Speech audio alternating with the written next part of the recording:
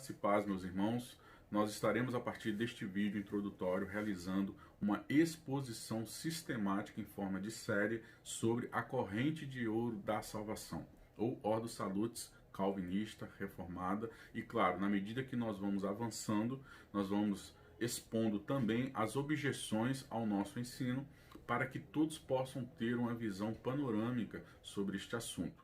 E com isso, naturalmente também nós iremos empregar muitos termos que são usados na tradição para tentar facilitar o nosso ensino quando eles forem citados posteriormente. Então, nós já sabendo de antemão que iremos utilizar vários termos, precisamos entender que na maioria dos casos esses termos são convenções humanas, que podem sim ser deixados de lado caso eles estejam nos atrapalhando no entendimento de muitas doutrinas. Gordon Clark, em defesa da teologia, vai fazer uma comparação entre a teologia e a botânica ou a biologia dos seres vegetais na utilização de variados termos, e esses termos, por serem complexos, muitas vezes podem causar confusão em nós. Por isso que é importante você ter um caderno, anotar tudo aquilo que vai estar sendo dito, vai ficar registrado esses vídeos para também ser material de apoio para muitas EBDs, e nesse sentido ele se tornará um curso completo, expondo através de um mapa mental que nós vamos criar, ou em outras palavras, nós vamos sistematizar essas doutrinas de tal forma que elas não fiquem soltas ou aleatórias no seu conhecimento. E isso é importante porque evita fazer com que nós caiamos em erros comuns de atribuir ao homem méritos salvíficos, quando na verdade tudo que nós estaremos fazendo aqui é apontando para Deus, dizer que a salvação é uma obra de Deus, e essa corrente de ouro da salvação possui elos que nós iremos organizar cronologicamente de maneira didática. Então gostaria de responder à pergunta: podemos glorificar a Deus sem pregar todo o conselho de Deus? Ou a predestinação ela não faz parte de todo o conselho de Deus?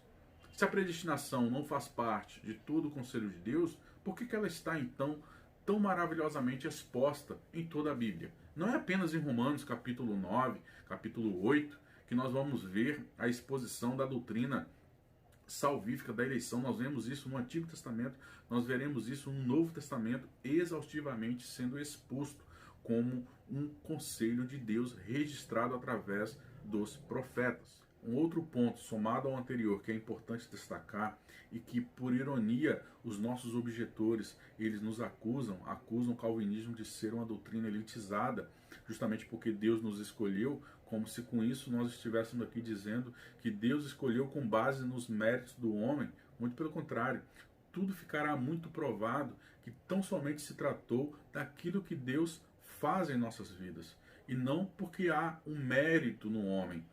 E dentre essas questões, os teólogos reformados, eles sempre tiveram essa preocupação, e deixou isso registrado na Confissão de Fé de Westminster, capítulo 3, que fala sobre os eternos decretos de Deus. A doutrina deste alto mistério de predestinação deve ser tratada com especial prudência e cuidado. O fato de nós termos prudência e cuidado sobre esta doutrina não quer dizer que isso é motivo ou desculpa para não pregarmos. Por quê? Porque a própria doutrina, uma vez pregada, essa seção vai dizer que ela fornece motivo de louvor, reverência e admiração de Deus, bem como de humilde diligência e abundante consolação. Uma vez que eu deixo de pregar todo o conselho de Deus, o que eu estarei roubando da igreja? Eu estarei roubando o louvor, a reverência e a admiração a Deus. Eu estarei roubando a atenção que eles devem ter diante de todas as questões do mundo. A Bíblia ela contém avisos de perigo, a Bíblia ela contém descrições de quem nós somos e como nós devemos ser. Então veja, quando Deus nos predestinou, Ele predestinou para que nós perseverássemos até o fim. Então uma marca registrada de todo eleito é que ele vai perseverar. Então todo aquele que for salvo perseverará. Lógico que essas questões de exortação, elas estão dentro do contexto para alertar quem nós somos, e para que Deus use isto como meio, previsto no seu próprio decreto, como meio de graça, para que nós possamos alcançar o fim da nossa vocação de maneira bíblica, provando que a nossa fé não é morta e alcançando o fim desejado por Deus através dos meios que Ele mesmo disponibilizou para que possamos estar ali cumprindo o seu chamado. Então, o fato de nós termos pontos difíceis, o fato de pessoas deturparem, não é motivo para deixarmos de pregar todo o conselho de Deus. Veja que o apóstolo Paulo enfrentou essas mesmas questões quando pregou sobre a graça absoluta de Deus na salvação. E ele fala, lá em Romanos capítulo 6, versículo 1 e 2, que diremos, pois, permaneceremos no pecado para que a graça abunde? De modo nenhum. Nós que estamos mortos para o pecado, como viveremos ainda nele? É comum nós ouvirmos as pessoas falarem aquela expressão, uma vez salvo, salvo para sempre. Se for salvo, salvo para sempre, então não importa o que eu faço. Nós não estamos pregando aqui um fatalismo. As suas ações, elas têm responsabilidade diante de Deus através dos imperativos que Deus estabelece no seu decreto, na sua vontade revelada, para que nós possamos ter um padrão, para que nós possamos ser conformes à imagem do Filho que Ele mesmo predestinou. Então tudo isso está previsto nessa ordem da salvação. A Confissão de Fé de Westminster diz que tudo aquilo que nós devemos expor deve ser deduzido da palavra de Deus. Então eu tenho a palavra de Deus como o meu axioma, como o meu pressuposto, como uma base ou fundamento para a construção do meu pensamento. Eu não posso fugir da palavra de Deus, então tudo aquilo que eu for pregando, expondo nessa doutrina, tem que ser tão somente fundamentada, construída em cima daquilo que já está revelado na palavra de Deus. Tudo que nós vamos expor é com base em um pensamento racional cristão, não racional segundo o padrão do mundo. Então, todo o inquiridor deste mundo comete falhas lógicas, diferentemente do texto bíblico que nos dá a base suficiente para que nós possamos extrair dela certezas, verdades absolutas. Então, a confissão de fé, como uma exposição sistemática de muitas doutrinas, ainda que de maneira sintética, será usada sim como ferramenta, porque ela parte do princípio de que não há contradições e que aquilo que ela está aqui pregando foi ou extraído diretamente da palavra de Deus ou foi deduzido a partir dessas verdades que ali estão expostas como a autorrevelação de Deus. Quem diz o contrário, que há contradições, ou que a própria Confissão de Fé de Westminster, quando ela está pregando uma verdade bíblica, ela está expondo uma contradição, essas pessoas elas devem ser questionadas, já que a palavra de Deus diz que o nosso Deus é o Deus da verdade, que o verbo, que o Logos se encarnou.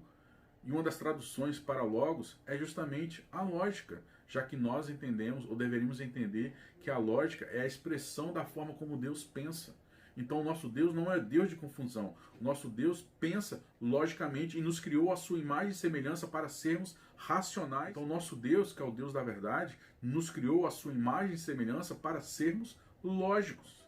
Eu gostaria de deixar registrado as palavras de Jerônimo Zancho, em que ele dá a devida importância de pregarmos todo o conselho de Deus e necessariamente a predestinação faz parte do conselho de Deus e ela não pode ficar de fora do nosso ensino.